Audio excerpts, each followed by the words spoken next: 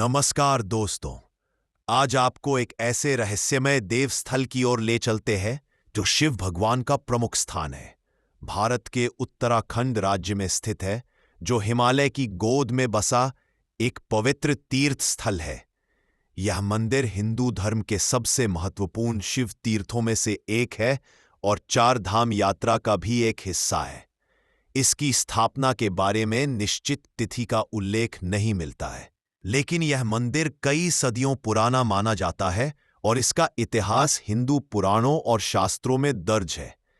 केदारनाथ मंदिर की वास्तुकला और स्थापत्य कला अत्यंत प्राचीन और अद्वितीय है। इसे बड़े बड़े पत्थरों को काटकर और उन्हें एक दूसरे के ऊपर रखकर बनाया गया है। मंदिर का मुख्य गर्भगृह भगवान शिव को समर्पित है, जिन्हें यहां केदारनाथ के रूप में पूजा जाता है। भगवान शिव की यहां एक विशाल शिला के रूप में पूजा की जाती है, जिसे शिवलिंग कहा जाता है। केदारनाथ मंदिर की यात्रा करना काफी कठिन है, क्योंकि यह समुद्र तल से लगभग 3,543 मीटर 11,755 फीट की ऊंचाई पर स्थित है। यहां तक पहुंचने के लिए यात्रियों को कई किलोमीटर तक पैदल चलना पड़ता है। केदारनाथ मंदिर का इतिहास और रहस्य वास्तव में गहन और आकर्षक है। इस मंदिर के निर्माण के पीछे की कथाएं और मिथक इसे और भी रोचक बना देते हैं। पांडवों का संबंध। एक प्रसिद्ध कथा के अनुसार महाभारत के युद्ध के बाद पांडव अपने किए गए अधर्मों और अपने स्वजनों की हत्या के पाप से मुक्ति पाने के लिए भगवान शिव की खोज में निकले। लेकिन भगवान शिव पांडवों से नाराज होकर उनसे छुपने के लिए एक भैंस में बदल गए और गुप्तिका, आज का गुप्तकाशी में छिप गए। जब पांडव उन्हें खोजने में सफल हुए तो भगवान शिव भैंस के रूप में धरती में समा गए। जब वे धरती में समा रहे थे, तब उनके शरीर के विभिन्न अंग अलग अलग स्थानों पर प्रकट हुए। शिव का कुबड़ पीठ केदारनाथ में प्रकट हुआ और इस प्रकार यहां एक शिवलिंग के रूप में पूजा जाने लगा। आदि शंकराचार्य का योगदान। एक अन्य कहानी के अनुसार आदि शंकराचार्य, जो एक महान हिंदू धर्मगुरु और दार्शनिक थे, ने 8वीं शताब्दी में केदारनाथ मंदिर का पुनर्निर्माण किया। उन्होंने इस स्थल को हिंदू धर्म के प्रमुख तीर्थ स्थलों में से एक के रूप में पुनः स्थापित किया। कहा जाता है कि आदि शंकराचार्य ने अपने जीवन के अंतिम दिन यहां बिताए थे। मंदिर की वास्तुकला भी एक रहस्य है। यह मंदिर विशाल पत्थरों से निर्मित है और इसका निर्माण ऐसे समय में किया गया था जब आधुनिक उपकरण और तकनीकी उपलब्ध नहीं थी। इस मंदिर का संरक्षण और उसके खड़े रहने की क्षमता, खासकर भारी बर्फबारी और भूकंप जैसी प्राकृतिक आपदाओं के बावजूद, वास्तुशिल्प और इंजीनियरिंग की दृष्टि से एक चमत्कार है। मंदिर की वास्तुकला और विशेषताएं। केदारनाथ मंदिर की वास्तुकला और विशेषताएं इसे भारत के सबसे अद्वितीय और प्रभावशाली पवित्र स्थलों में से एक बनाती हैं। पत्थरों की संरक्षण। केदारनाथ मंदिर विशाल पत्थरों से बना है, जिसे इंटरलॉकिंग तकनीक से एक दूसरे के साथ जोड़ा गया है, जो इसे भूकंपों के दौरान भी स्थिर रखता है। पारंपरिक हिमालयी शैली। इसकी वास्तुकला पारंपरिक हिमालयी शैली में है, जिसमें भारी पत्थरों का उपयोग किया गया है और इसकी छत पर बड़े शिलाखंडों का उपयोग किया गया है। गर्भगृह। मंदिर के गर्भगृह में भगवान शिव का एक विशाल शिवलिंग है, जो केदारनाथ के रूप में पूजित है। केदारनाथ मंदिर की महिमा और पौराणिक कथाएं हिंदू धर्म के अनुयायियों के लिए गहरी आस्था और श्रद्धा का स्रोत है।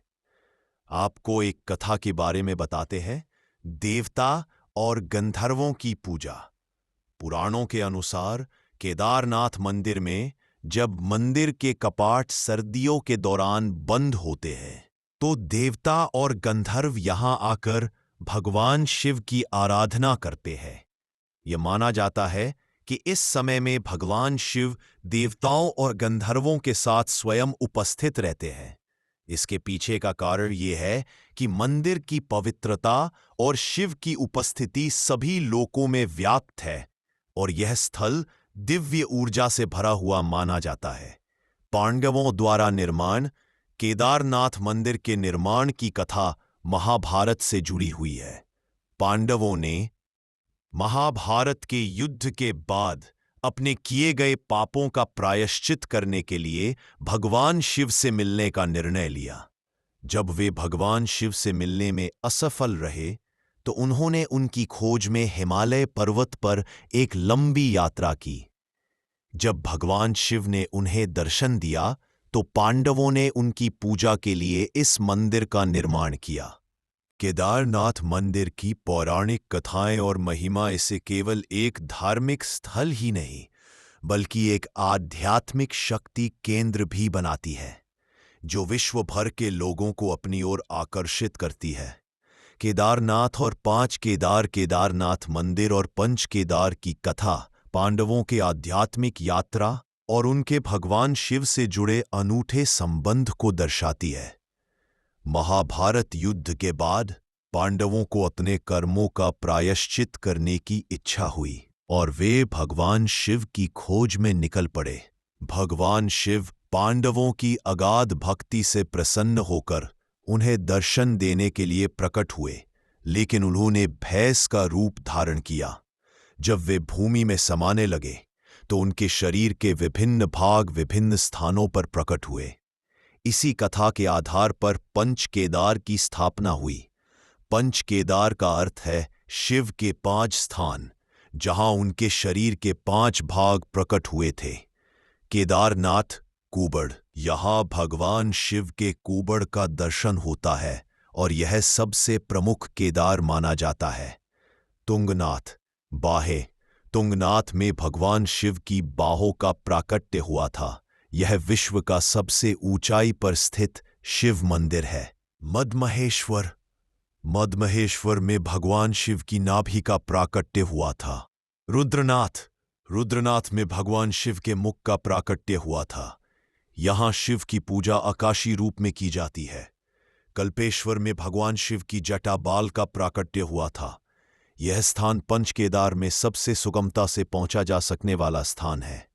पंच केदार की यात्रा एक आध्यात्मिक अनुष्ठान मानी जाती है, जो भक्तों को शिव के विभिन्न स्वरूपों से परिचित कराती है और केदारनाथ मंदिर इस यात्रा का एक महत्वपूर्ण हिस्सा है और इसे आस्था का अद्भुत संगम माना जाता है, जहां देवत्व और प्रकृति का अद्भुत मिलन होता है। लेकिन दोस्तों, क्या आपने कभी गौर किया है कि भगवान शिव का दूर दराज और एकांत स्थानों में निवास करना और ज्योतिर्लिंगों का भौगोलिक रूप से एक सीधी रेखा में होना वास्तव में भारतीय आध्यात्मिकता और प्राचीन विज्ञान की गहराई को दर्शाता है। यह विश्वास किया जाता है कि शिव तपस्या, ध्यान और आत्मान्वेषण के देवता है और इसीलिए उनके स्थल ऐसे स्थानों पर है जहां प्रकृति अपने सबसे शुद्ध रूप में है, जिससे भक्तों और साधकों को ध्यान और तपस्या में गहराई तक जाने में सहायता मिलती है। ज्योतिर्लिंगों का भौगोलिक कनेक्शन। ज्योतिर्लिंग, जिसका अर्थ है प्रकाश का स्तंभ, भगवान शिव के वे शिवलिंग हैं जिन्हें स्वयंभू स्वयं प्रकट हुए माना जाता है।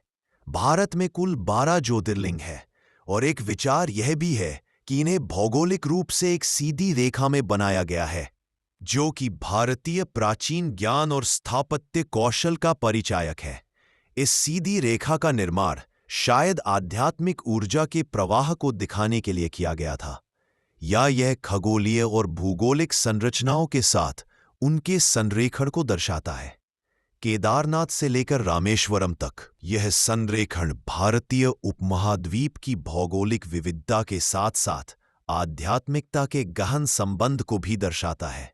यह योजना और विचारशीलता भारतीय प्राचीन ज्ञान और आध्यात्मिक प्रथाओं की गहराई को दिखाती है, जिसमें धरती, आकाश और दिव्यता के बीच एक सजीव संबंध को पहचाना गया है। इन ज्योतिर्लिंगों की यात्रा करना न केवल भौतिक यात्रा है, बल्कि यह एक आध्यात्मिक यात्रा भी है, जो साधकों को आत्मा की गहराइयों तक पहुंचने में मदद करती है और उन्हें दिव्यता के साथ एक गहरे संबंध में ले जाती है। भीमशिला का रोचक और अद्भुत घटना उत्तराखंड में आई भयानक बाढ़ ने व्यापक विनाश किया था। इस प्राकृतिक आपदा ने हजारों जीवनों को छीन लिया और अनगिनत संपत्तियों को नष्ट कर दिया। इस त्रासदी के बीच केदारनाथ मंदिर के आसपास का क्षेत्र भी गंभीर रूप से प्रभावित हुआ था।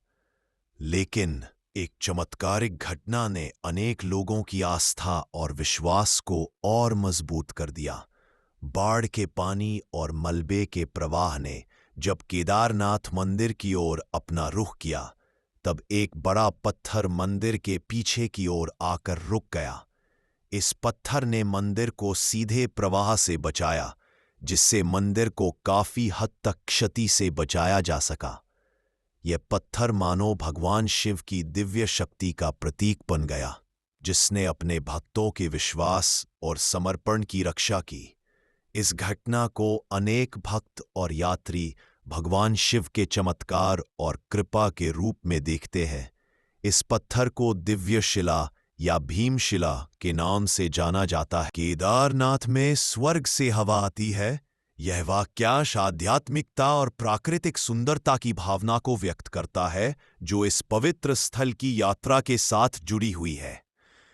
केदारनाथ धाम, जो हिमालय की ऊंची चोटियों में स्थित है, न केवल हिंदू धर्म का एक प्रमुख तीर्थ स्थल है, बल्कि यह एक ऐसा स्थान भी है जहां प्रकृति की अद्भुत और अनुपम सुंदरता देखने को मिलती है।